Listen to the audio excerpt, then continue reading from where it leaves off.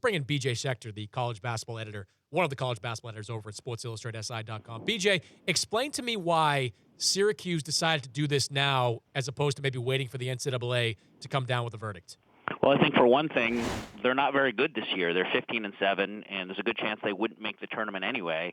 I saw Syracuse earlier this year at the Garden when they lost to Iowa, and they looked terrible. I mean, they're just not very good, and I think Jim Boeheim knows this is the worst team he's had in about 10 years.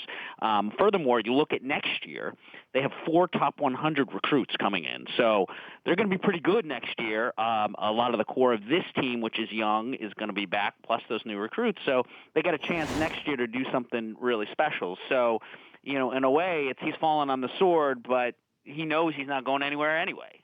What's at the core of these problems? What kind of violations are they being accused of committing?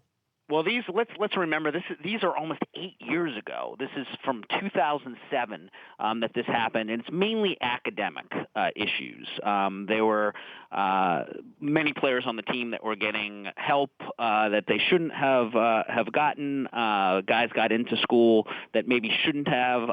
Some of the stuff is not dissimilar from what went on at North Carolina, and there was a drug issue. There was in 2007 there was a sexual assault case involving a player and possible violations of a drug policy that wasn't enforced. So that's at the core, but it's mainly academic. And like I said, 8 years ago, none of these current players, nothing past 2012. Is this enough for the NCAA, or do you expect them to add some sanctions to what Syracuse already self-imposed? I would expect them to add some sanctions, maybe not a postseason ban because that's what they were most concerned about, and they certainly didn't want it to happen till last year. I mean, the NCAA has known about this for almost 8 years, so why it's taking them so long is beyond me.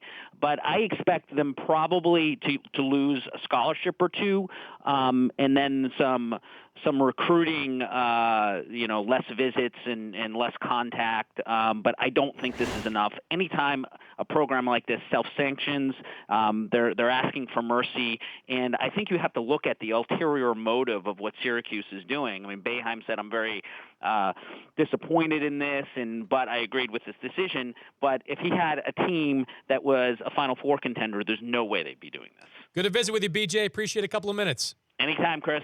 BJ Schecter, college basketball editor at Sports Illustrated.